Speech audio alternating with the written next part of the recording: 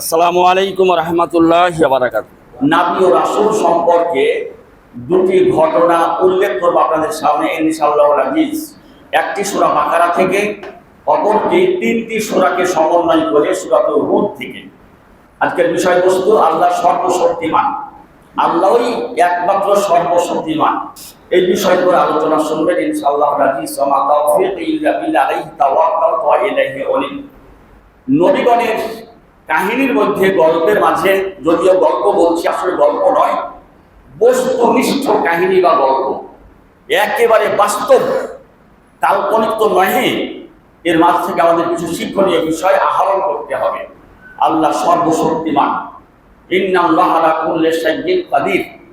এমনটি আর কথা নয়, আমি যে দুটো কাহিনীর কথা বলছি তা শোনানোর চেষ্টা করছি ইনশাআল্লাহ। আমাদের জাতির পিতা বলা হয় মিল্লাত আবিদুর ইব্রাহিম ওয়া সাম্মাকুল মুসলিমিন। সূরা হজ, সূরা হজের শেষে এসেছে যে তোমাদের মুসলিম জাতির জনক হচ্ছে কি ইব্রাহিম আলাইহিস সালাম, তিনি তোমাদের নাম মুসলমান রেখেছেন। সূরা হজের একটি আয়াত, শেষের দিকের আয়াতটি। সূরা হজ ৭৮টি আয়াত আছে, তার মধ্যে সম্ভবত এটা ৭৭ নম্বর আয়াত হতে পারে। তো তিনি একদিন আল্লাহকে বলছিলেন, ইব্রাহিম, হে প্রিয় রাসূল হযরত মুহাম্মদুর রাসূলুল্লাহ সাল্লাল্লাহু আলাইহি ওয়াসাল্লাম, আপনি অতীতের একটি ঘটনা আপনার উম্মতের জন্য উপস্থাপন করুন। ইব্রাহিম তখন বলছিলেন যে আল্লাহ, তুমি মৃত্যুকে কিভাবে জীবন দান করো এটা আমি দেখতে চাই। রব্বি আরিনি কাইফা তুহিল মাউতা, তুমি কিভাবে মৃত্যু প্রাণীকে জীবন দান করো আমি সচক্ষে প্রত্যক্ষ করতে চাই। আল্লাহ পাক বললেন, আওয়ালাম তুমিন ইব্রাহিম, তোমার মতো একজন জালিলুল কাদার, স্বনামধন্য, খ্যাতি সম্পন্ন, সবচাইতে শীর্ষস্থানীয় পর্যায়ের তুমি একজন নবী ও রাসূল, তুমি কথা কি করে বলতে পারো যে আমি মৃত্যু প্রাণীকে জীবন্ত সচক্ষে প্রত্যক্ষ করতে চাই? জিজ্ঞেস করো, আওয়ালাম তুমিন, তোমার কি অন্তরে ঈমান নেই আমার প্রতি যে আমি পারি, এটা আমি পাওয়ারফুল, এটা সম্ভব? এটা কখনো অসম্ভব নয়, তুমি জানো তো? বলছে জানি। ওয়ালাকিন লিয়াতবাইন্না কালবি, সচক্ষে মৃত্যু প্রাণীকে জীবন্ত বা জীবন দান করলে আমার অন্তরটা প্রশান্তি লাভ করব। এখানে একটি কথা মনে রাখবেন, অনেক কথা শোনা যায়, শোনা কথার মধ্যে বাস্তবতার প্রচুর অভাব থাকে।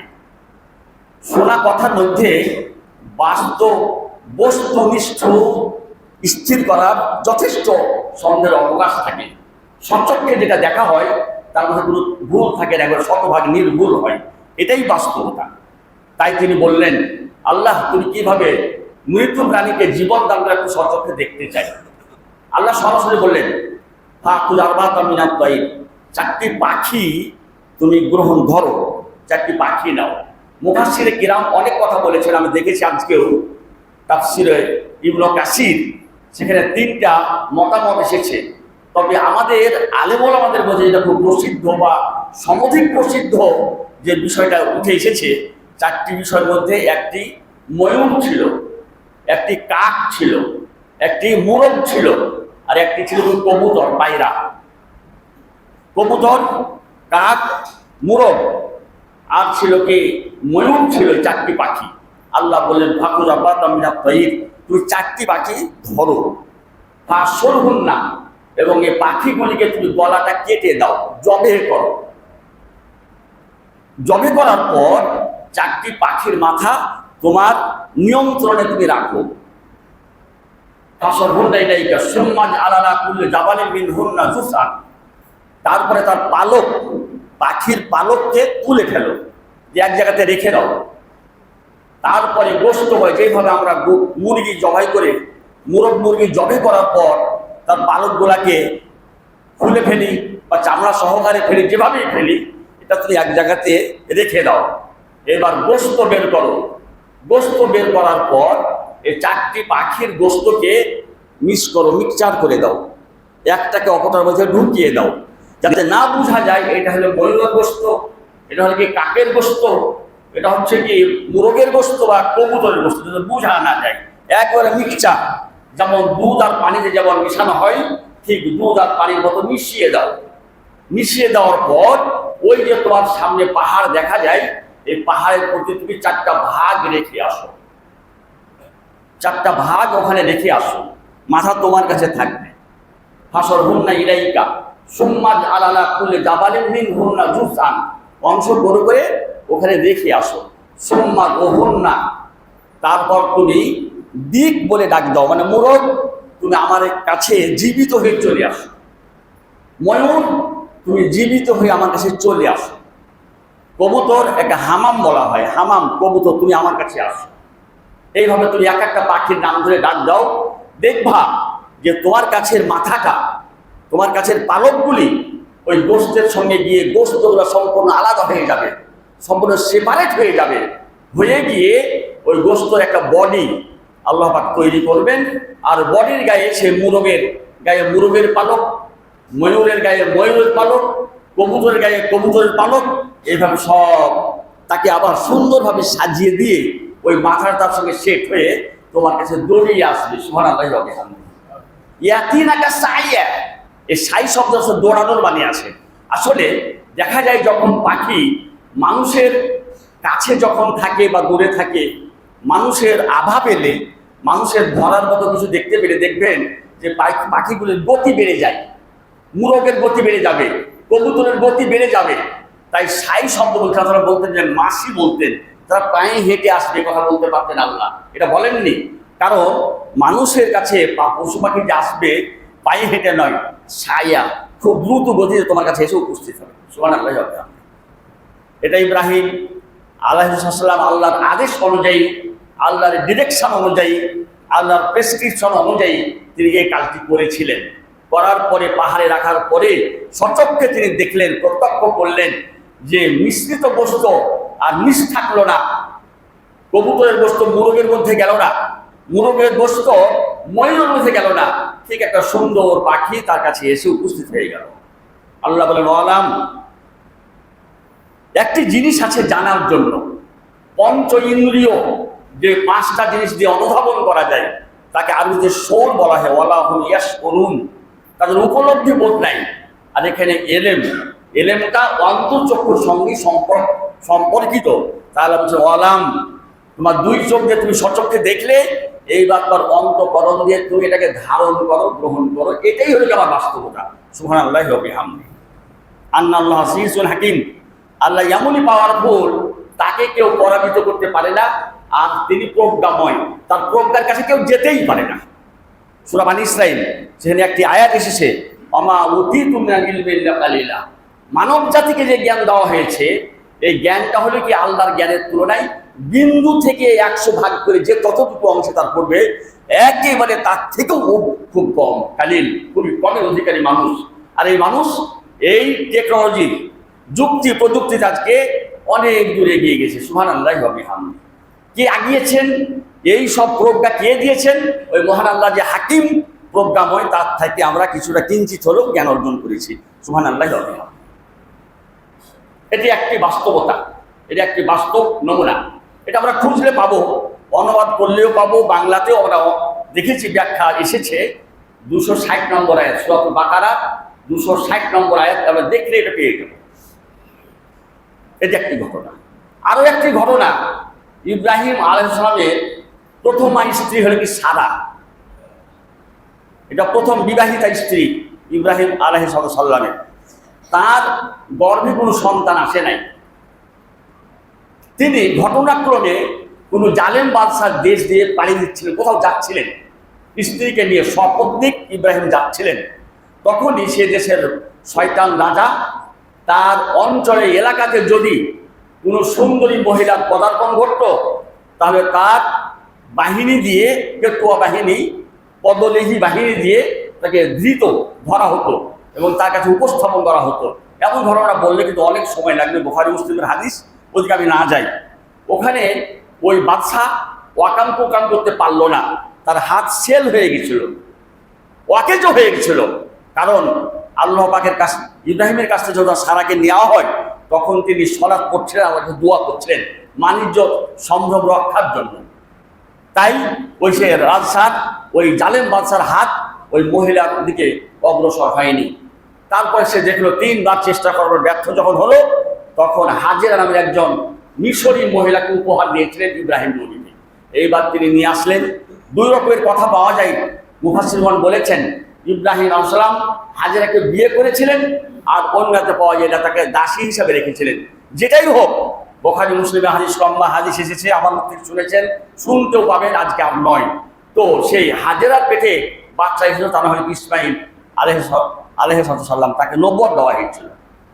কিন্তু প্রথমা স্ত্রী নার্ভাস হয়ে গেলেন, কিংকর্তব্য বিমূঢ় হয়ে গেলেন যে আমি প্রথমা স্ত্রী আর আমার অধীনস্থ দাসী, তার পেটে বাচ্চা আসলো, এর জন্য অনেক হাজেরাকে মাসুল দিতে হয়েছে, তাকে নির্বাসিত জীবন কাটাতে হয়েছে। সেই শুধু সিরিয়া থেকে তাকে মক্কার ঘরের কাছে রাখা হয়েছে। লম্বা হাদিস আমাদের জানা আছে, ওদিকে আমি আর যেতে চাচ্ছি না। ঈর্ষান্বিতা সারা এইভাবে চলছিল। এইভাবে তার বয়স একেবারে 1 শতাব্দীর কাছাকাছি। ইব্রাহিম নবীর বয়স 119 বা 20 বছর বয়স।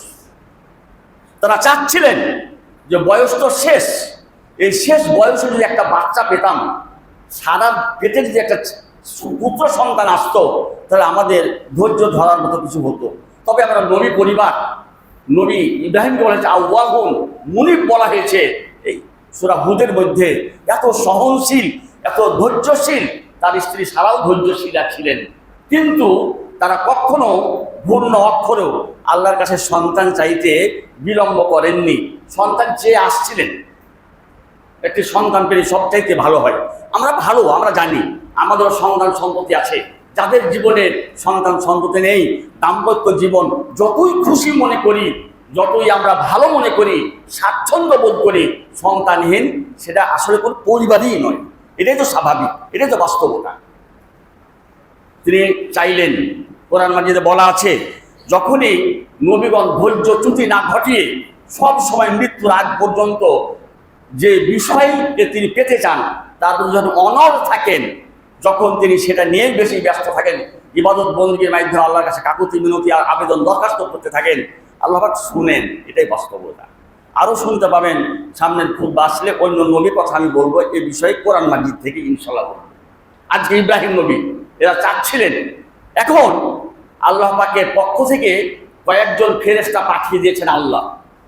ইন্না উরসিলনা ইলা কওমে লূত।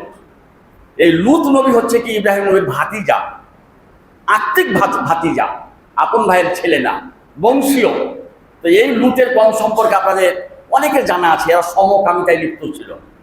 এরা সমকামী, যদিও সভ্য দেশে এটার কিন্তু আছে, এখন অনুমতি আছে নাউজুবিল্লাহ মিন যালিক, যেটা একেবারে পশুরাও পছন্দ করে না এই সমকামিতা। অথচ আমাদের মতো মানুষ, এই সভ্য মানুষ, তার সভ্যতাকে নিয়ে অনেক কথা বলে, অনেক বুলি আওড়ায়, গর্ব আস্ফলন করে। এরা আবার সমকামিতায় লিপ্ত এবং এর অনুমোদন আছে নাউজুবিল্লাহ। তা আল্লাহ পাক অসন্তুষ্ট হলেন কওমে লূতের প্রতি, এদেরকে ধ্বংস করবেন, এই জন্য কতিপয় ফেরেশতা পাঠিয়ে দিলেন। একটু উদাহরণস্বরূপ বলি যে লূত নবীর কেউ মাইন্ড করবে না, একটু বোঝানোর জন্য বলছি যে তালাইমারিতে ওনার বাসা। লূত নবীর বাসা হলে কি তালাইমারি।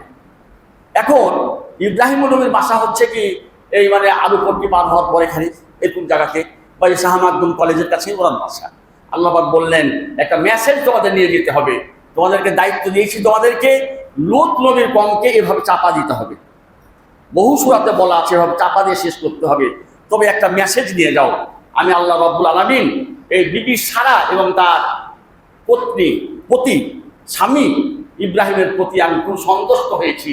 তাদের চাওয়া মোতাবেক আমি আল্লাহ রাব্বুল আলামিন আমি তাদেরকে একটা সন্তান দিতে চাই, নাম হবে ইসহাক। ইসহাকের পরে একটা ছেলে হবে, তার নাম হলে ইয়াকুব। এই বার্তাটা তুমি একটু দিয়ে যাও তোমরা। চলে আসলেন ওয়ালাকাদ জাআত রুসুলুনা ইব্রাহিম বিল বুশরা। সূরা হুদের 69 নম্বর আয়াত থেকে আমি কোট করছি, 6টি আয়াত আসবে এখানে। দাও তোমরা চলে যাও। এইবার ফেরেশতা মণ্ডলী মানুষের আকৃতি প্রকৃতি নিয়ে ইব্রাহিম নবীর বাড়িতে পদার্পণ করলেন শুভ সংবাদ দেওয়ার জন্য। জাত হুম রসুলুনা ইব্রাহিম বিল বুশরা ক্বালু সালামা। এসে ইব্রাহিমের সঙ্গে সাক্ষাৎ হয়ে গেল তার বাড়িতে। সাক্ষাৎ হওয়ার পর সালাম হলো। এটা আপনি শুনেছেন, আমি বলেছি, মানে আমাদের সুন্নাতি সালাম বলেছিলাম। আদম আলাইহিস সালাম থেকে এই সুন্নাতি সালামের প্রচলন হয়েছে। তখন থেকে আর সৃষ্টি সমস্ত নবী পর্যন্ত, এমনকি শেষ পর্যন্ত আমাদের ওই সুন্নতি সালামি এখনো রয়ে গেছে। আসসালামু আলাইকুম ওয়া রাহমাতুল্লাহি ওয়া বারাকাতুহু। সালাম দিলেন, সালাম দেওয়ার পর তিনি জবাব দিলেন ক্বালা সালামু, জবাব দেওয়ার পর তাদের একটু আতিথেয়তা করবেন।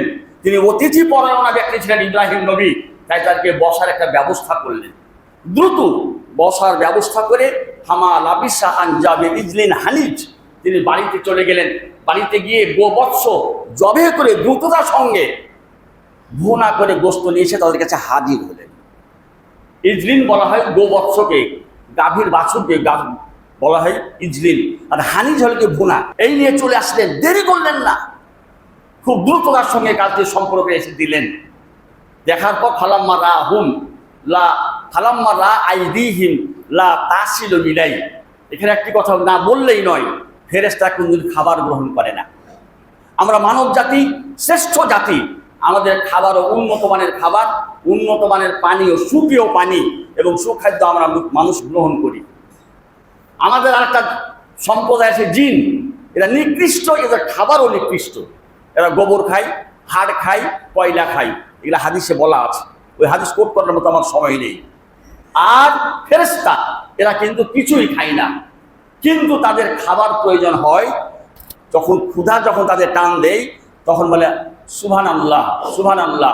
যতবার বলে তত লোকমা খাবার তার পেটের মধ্যে চলে যায়। সুবহানাল্লাহ তাসবিহ, তাকবীর, তাহমিদ, তাহলিল, এগুলো হচ্ছে কি ফেরেশতাদের খাদ্য, গেজা। তারা ওটা করেই তাদের ক্ষুধা নিবৃত্তি করে। তো তা তো ফেরেশতা খাবেন না মানুষের খাবার, তাই দেখছেন ইব্রাহিম নবী যে লা তাসিলু ইলাইহি, খাবারের দিকে তারা হাত বাড়াচ্ছে না। খাবার তো হাত বাড়ায়, এভাবে হাত গুটিয়ে থাকলে তো খাবার সরাসরি মুখে যাবে না। আমরা যেভাবে খাদ্য গ্রহণ করি মানব জাতি, ঠিক সেভাবে তার হাতটাকে বাড়ানো উচিত খাবার জন্য। তিনি দেখছেন, সচক্ষে দেখছেন যে তারা হাত বাড়াচ্ছেন না খাবারের দিকে। না কে রাহুল, বুঝলেন এরা কি আমার শত্রু? এখানে একটি কথা না বললেই নয়, ব্যাখ্যাতে বলতেই হয়। তদানীন্তন সময়ের ইব্রাহিম নবী প্রথম আতিথেয়তা শুরু করেন। তিনি অতিথি পরায়ণ ছিলেন, না পেলে রাস্তা থেকে নিয়ে এসে সাথে বসে খেতেন। তারই একটা চর্চা, তারই সুন্নত। তিনি বুঝলেন যে এরা খাচ্ছে না, তো যারা আতিথেয়তা গ্রহণ করতো, মেহমান হতো, যদি না খাবার গ্রহণ করে তারা নিজেদেরকে শত্রুতা করছে। যারা খাবার খেত না, ওরা হলো কি ষড়যন্ত্র, ওরা ষড়যন্ত্রী হয়ে দুষ্টামি করার জন্য, শত্রুতা করার জন্য তার গৃহে পদার্পণ করেছে, তাই তারা খাবার গ্রহণ করছে না। তিনি ভয় পেলেন, ওয়াউজাসা মিন খিফাতিহি ওয়াউজাসা মিনহুম খিফা, তার অন্তরে একটা ভয়ের সঞ্চার হলো। বুঝছি না, মানব আকৃতি, মানুষের মতো চেহারা আসলো, আর আমি এত উন্নত মানের একটা খাবার খুব দ্রুত প্রস্তুত করে এনে দিলাম, যারা খাবার গ্রহণ করছে বিষয়টা তিনি বুঝলেন না। তখন ফেরেশতা বুঝে নিলেন, বললেন ক্বালু লা তাখাফ, ইব্রাহিম তুমি ভয় করো না, আমরা খাবার জন্য তোমার গৃহে পদার্পণ করি, তোমাকে একটা মেসেজ দেওয়ার জন্য এসেছি। আমরা ফেরেশতা, আমরা খাবার গ্রহণ করি না। বুঝতে বাকি থাকলো না যারা খাবার খাবেন না। তিনি বলেন ইন্না উরসিলা ইলা কওমি লূত, আমরা লূতের কওমকে ধ্বংস করার জন্য এসেছি, কিন্তু আল্লাহ রাব্বুল আলামিন যেহেতু প্রতিমধ্যে আপনার ভাষা একটা সংবাদ কিন্তু আমাকে দিয়েছেন, তাই সেই সংবাদটা আপনাকে দেওয়ার জন্য এখানে হয়েছে। ফাবাশশারনাহা বিইসহাক ওয়া মিন ওয়ারাই ইসহাক ইয়াকুব, তিনি খবর দিলেন যে আমরা তোমার খাবার গ্রহণের জন্য আসি নাই, আমরা লূতের কওমকে ধ্বংস করার জন্য এসেছি, সেখানে যাব আমরা প্রতিমধ্যে। এখন তোমার জন্য একটা শুভ সংবাদ, আল্লাহ তোমাকে একটা ছেড়ে দিবেন, পুত্র সন্তান দিবেন, নাম হবে কি ইসহাক। আর ইসহাকের পরে তার ওরসে আর একটা সন্তান, তার নাম হবে ইয়াকুব আলাইহিস সালাম। এই কথা যখন বলছিলেন, আমরাতুহু কায়েমাতুন ইনদা বাবিহা, ইনদা বাবটা আমার কথা বলছে, এটা কোরআনের নয়, ওয়াহিয়া কায়েমাতুন, তখন তার স্ত্রী, যেহেতু আগন্তক নবীর স্ত্রী, তারা একটু পর্দার অন্তরালে ছিলেন, ঘরের মধ্যে ছিলেন। তিনি দাঁড়িয়ে শুনছিলেন যে কি কথা বলে ওরা, শোনা যায়। বহু কথা আছে, সূরা জারিয়া নামে একটি সূরা আছে, সূরা হিজর নামে একটি সূরা আছে। এই যে আমাদের যে দরজার যে আমরা করি, শিকল দিই দরজার মধ্যস্থলে তালা দেওয়ার জন্য, ওই শিকল না থাকলে ওখানে একটা ছিদ্র থাকতে হয়, শেখ বলা হয়, এরকম একটা ছিল আর কি। ওখানে তিনি শুনছিলেন এবং দেখছিলেন যারা ফেরেশতা। যখনই বললেন যে তোমাকে একটা সন্তান দেওয়া হবে, তখন তিনি হাসলেন, ফাওয়াহিকা, হাসলেন, হেসে দিলেন যে আমার ঘরে সন্তান আসবে, এটা কেমন কথা।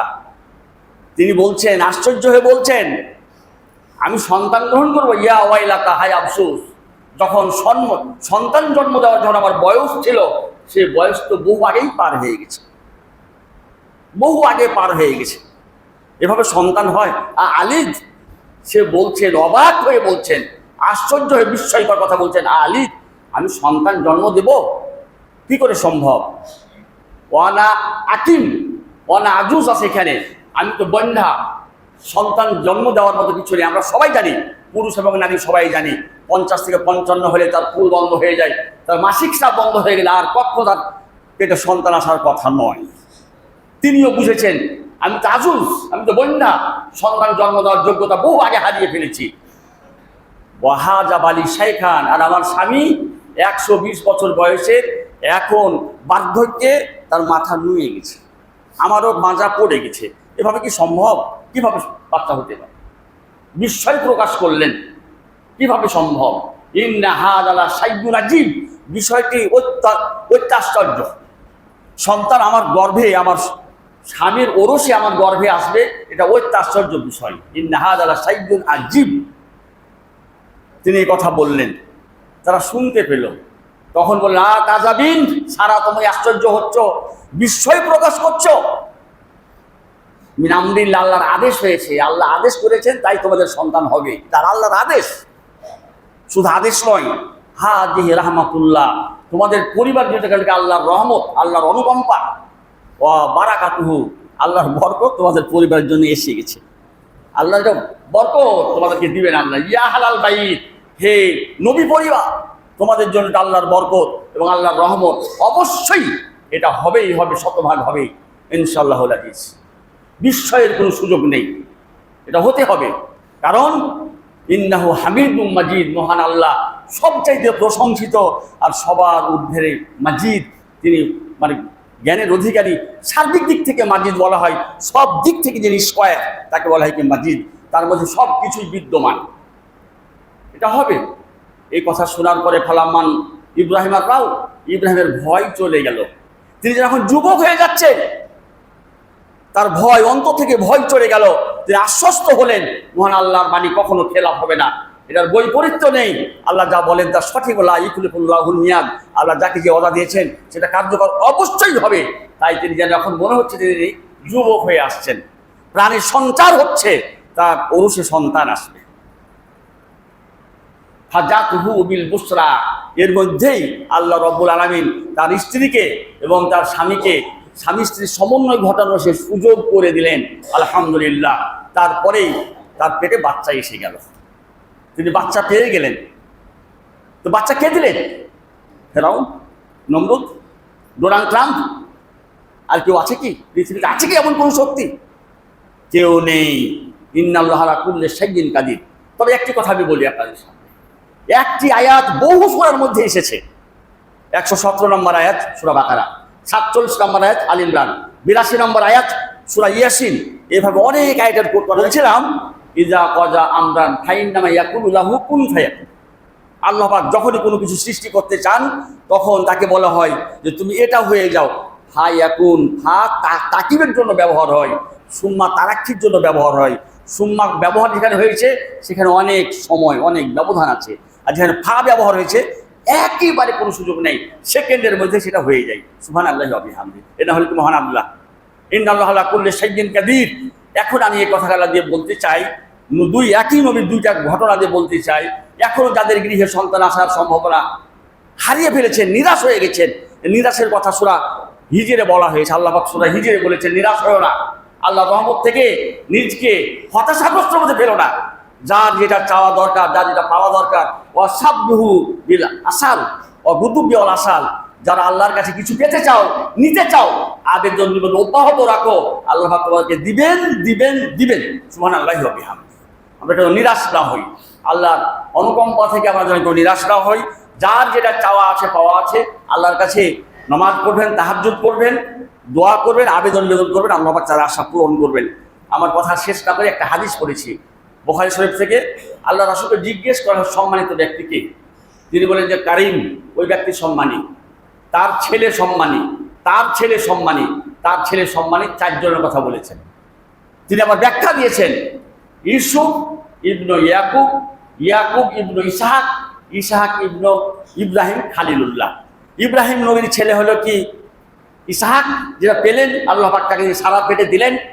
এর ছেলে হলো কি ইসহাক, আর ইসহাক হলো কি ইউসুফ আলাইহিস সালাম। সুবহানাল্লাহি ওয়া বিহামদিহি। এরা চারজনই সব যেত।